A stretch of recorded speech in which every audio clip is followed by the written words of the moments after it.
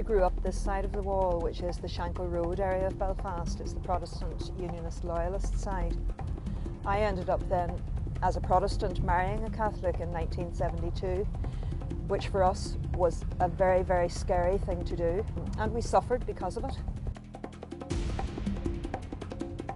We had to be very careful. My husband actually was nearly shot dead because he was a Catholic living in a Protestant area, and so we knew all of those risks. And when our children came along and we decided to bring them up Catholic, every time I brought them up to visit my relatives, I was always very fearful that they would say the wrong thing or somebody would have any indication that they were Catholic. So it certainly was not an easy thing to do, but on the other hand, it was the motivation I needed to get involved in politics and try to change things here.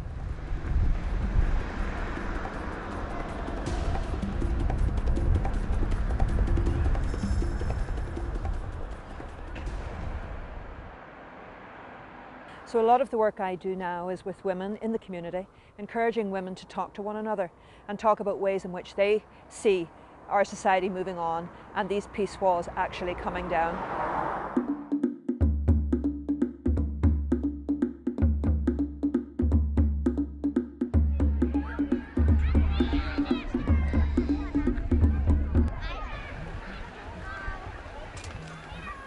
This is where it all started.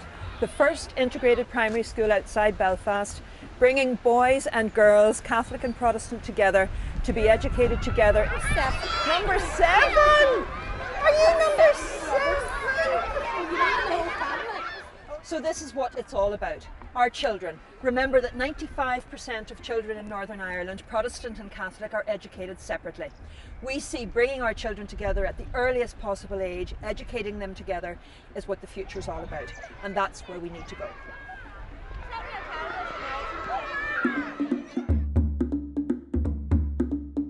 This is the City Hall here. The City Hall has always been famous for, as I said, sitting picnics on the lawns and that sort of thing. But all our vigils were held at the front here, and that's still any vigils I've been at recently, and I have been at a few. People get this idea that because you have a peace agreement, everything's sorted, whereas the peace agreement is really just the foundation, and you have to start and deal with the legacy of the past.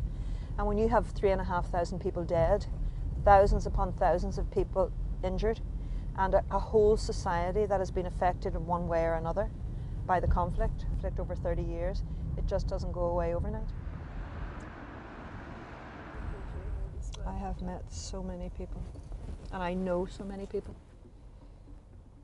And I always say to them, I always say to people when I meet them, still trying, because that's, people say, well, Anne, you say, yes, still trying. That's the motto, that's what's going to be on my gravestone, still trying.